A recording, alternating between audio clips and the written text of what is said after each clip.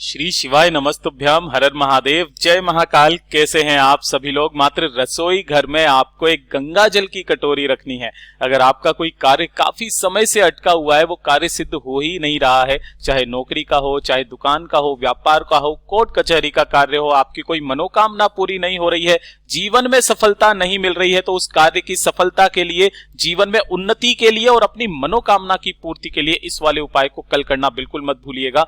कल का बहुत ही विशेष दिन है। कल पड़ रहा है मंगलवार के दिन का पुष्य नक्षत्र और कल गंगा सप्तमी का भी दिन है। पूज्य गुरु जी की कथा से सुनकर के और समझ करके पूरे उपाय को बड़े ही विस्तार से बताऊंगा, परंतु उससे पहले आप सबसे एक छोटी सी प्रार्थना कि जो लोग पहली बार आए हैं चैनल को सब्सक्राइब जरूर कीजिएगा और वीडियो को लाइक करके देव आदिदेव महादेव जी का कोई सा भी प्यारा नाम कमेंट बॉक्स में लिखना मत भूलिएगा। मात्र एक सिक्का लेना है, एक गंगा जल लेना है, कैसे करना है या सब कुछ उपाय सब कुछ बताऊंगा। ध्यान से सुनते चले जाना, समझने की कोशिश करना। इस पूरे वीडियो में हम 3 महा उपायों के बारे में बात करेंगे जो कि आपकी अलग अलग कामना पूर्ति के लिए सिद्ध होंगे। सबसे पहले बात करते हैं पहले वाले उपाय की, जो कि आपको गंगा जल की कटोरी से करना होगा।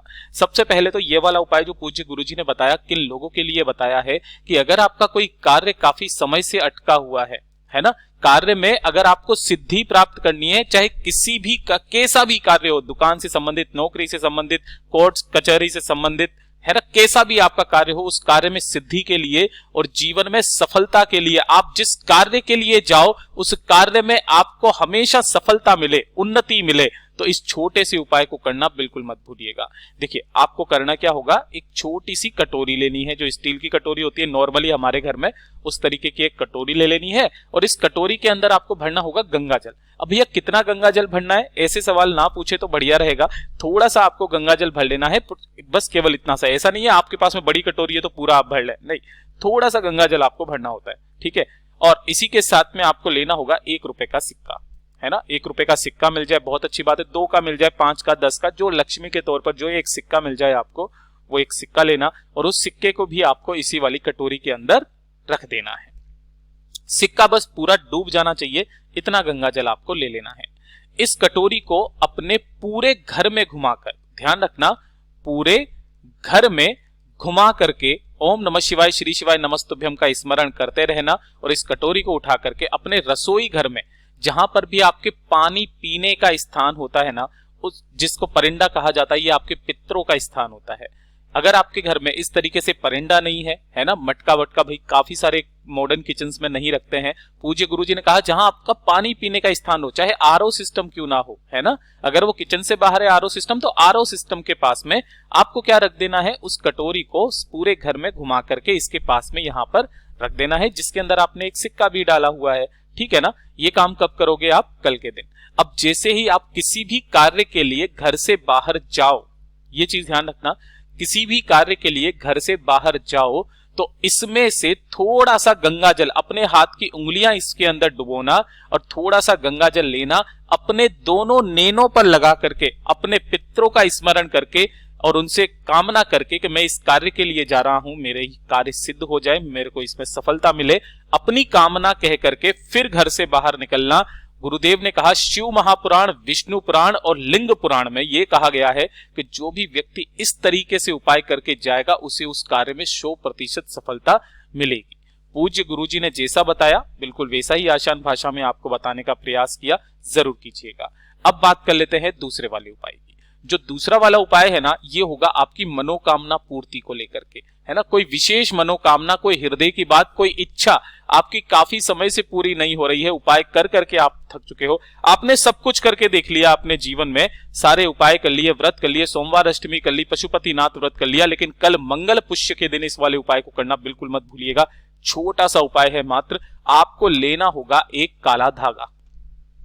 अब ये वाला जो काला धागा लोगे ना, एक चीज का ख्याल रखना कि इस काले धागे को जो आपको लेना है, ये सूती लेना है, ऐसा नहीं आप रेशमी ले लो, सूती काला धागा लेना है। और कितना लेना है, जितनी आपकी लंबाई है, आपकी लंबाई के बराबर आपको इस धागे को लेना है। अब लंबाई भी काफी सारे लोग कैसे नापते हैं, अपने हाथ को इसको ऊंचा कर लेते हैं और फिर यहां से आप इतनी लंबाई का लेते हो, नहीं, आपके सिर से लेकर के पैर तक की जो लंबाई है, आपकी लंबाई के बराबर का आपको धागा ले लेना है, ठीक है। और अपनी मनोकामना कहते हुए एक इस तरीके से जटा वाला नारियल लेना है और इस जटा वाला नारियल के ऊपर आपको अपनी मनोकामना कहते हुए उसे लपेट देना है कुछ इस तरीके से, ठीक है। जितने भी भाग में आ जाए, ऐसा नहीं है 6 बार 7 बार 8 बार, नहीं, जितने में आ जाए उतनी बार में आपको ये पूरा का पूरे नारियल पर लपेट देना है। और 1 लोटा शुद्ध जल अपने घर का लेना है, ठीक है। इसे लेकर के पहुंचोगे कहां पर? महादेव जी के मंदिर शिवलिंग के पास में।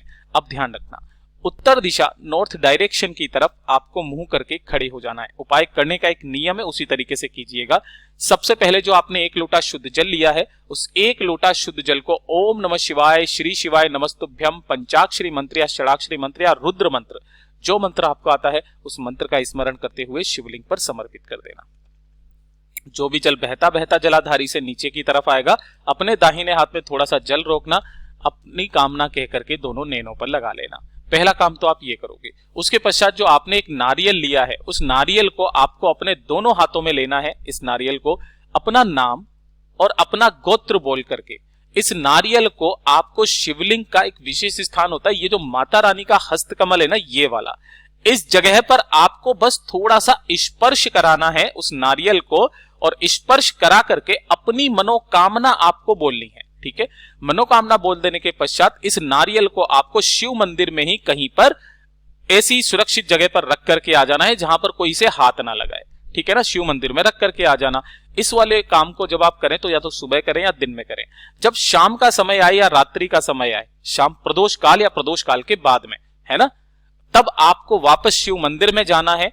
1 लोटा शुद्ध जल बाबा की शिवलिंग पर फिर से समर्पित करना है ओम नमः शिवाय का स्मरण करके, और इस नारियल को उठा करके अपने साथ लेकर के आ जाना है। और जब भी आपको मौका मिले अपनी कामना कह करके, चाहे उस दिन चाहे उसके अगले दिन, किसी भी बहते नदी तालाब सरोवर के अंदर इस नारियल को आपको प्रवाहित कर देना है अपनी मनोकामना कह करके। पूज्य गुरुजी ने कहा कि अगले महीने का जो मंगलवार आएगा, अगले महीने का जो पुष्य योग आएगा, तब तक आपकी कामना पूरी होने की 100% चांसेस होते हैं। पूज्य गुरुजी का बहुत अद्भुत और अचूक उपाय है, जरूर कीजिएगा।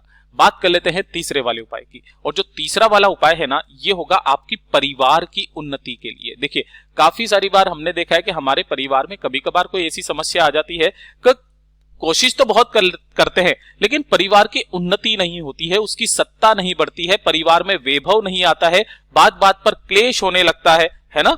और या फिर ऐसा कह सकते हैं कि हमारे घर की खुशियों को किसी की नजर लग गई है, सुख शांति समृद्धि बिल्कुल भी नहीं हो, किसी की नजर लग गई है, तो ये वाला उपाय आज के दिन करना बिल्कुल भी मत भूलिएगा। पीली सरसों का सबसे अचूक उपाय है ये। आपको 2 चीजें चाहिए होगी। सबसे पहले आपको चाहिए होगा थोड़ा सा गंगा जल, ठीक है। इस गंगा जल को आपको एक अलग से कांच की कटोरी में रखना है। ये चीज ध्यान रखना, किस में रखना है? कांच की कटोरी में। यहां लिख भी देता हूं, कांच की कटोरी में थोड़ा सा गंगा जल, ज्यादा नहीं, ठीक है। और एक अलग से कांच की कटोरी लेनी है जिसके अंदर आपको पीली सरसों रखनी है ना। ये क्या है? पीली सरसों। अलग से एक कांच की कटोरी ले लेना, उसके अंदर पीली सरसों भर देना।